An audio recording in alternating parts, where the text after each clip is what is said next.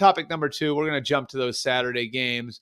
And the first thing I want to hit on is just the big picture of Saturday and what an amazing day it has a chance to be with the college football playoff kicking off tonight with Notre Dame and Indiana. But we get 3 college football playoff games. Obviously, I have a vested interest in one of them.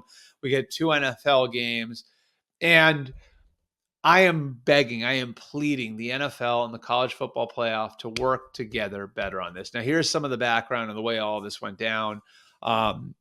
You have to start with kind of the limited number of days the college football had to work with. And they are sort of locked into a schedule where their rivalry weekend is Thanksgiving weekend. Their conference championships the weekend after that. Army-Navy is the weekend after that. So really the way they look at it is we had to play this weekend if we wanted to get done anytime early at the beginning of the second semester. So that was their whole goal, was to finish up before the end of the second semester. They like playing on that Monday night, a divisional playoff weekend. They think that that's ideal for them. And so they felt like they were locked in there, like they had to play this weekend. Well, the NFL looked at it and said, okay, but this is always when we start playing. And if you look at it, the history, going back to 2000, they played on this weekend, the third weekend in December, 20 of 24 years. In most cases, they played a night game on those weekends.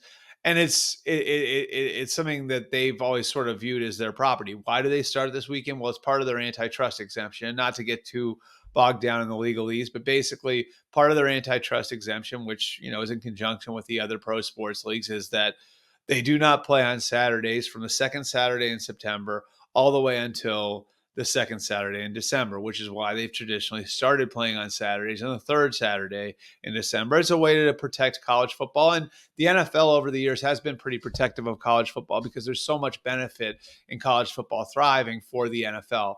It helps fuel interest in the draft.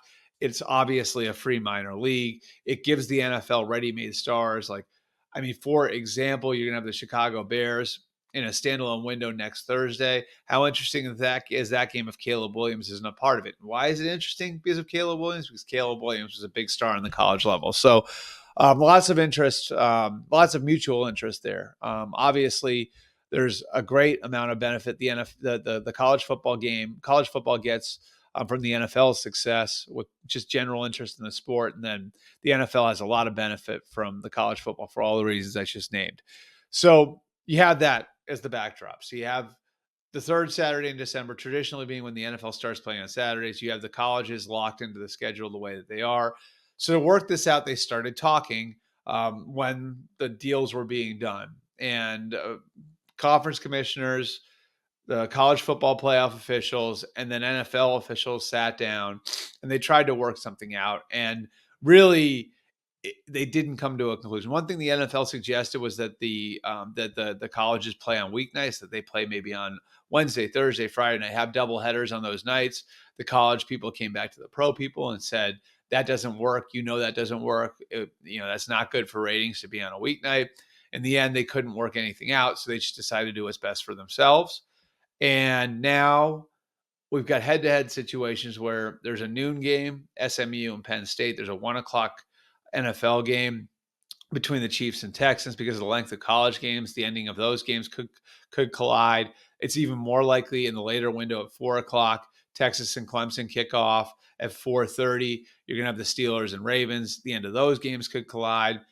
They need to do better than this. This could be a celebration of the sport.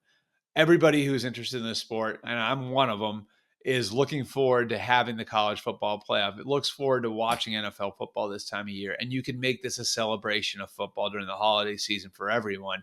You could have done much better than this. And so I had heard some murmurs that they were going to stagger the kickoff start times, months ago before the schedule came out. They didn't wind up doing that. The model I had heard was maybe a 2:30 and a 5:30 start for the NFL, so the ends of the games don't collide. They obviously chose not to do that. But I think in the end, it does behoove both the NFL and college football to work with each other. Saturday will be a good test case. We'll see the way it affects the ratings for both sports. I don't think that there's any benefit in going head-to-head with each other.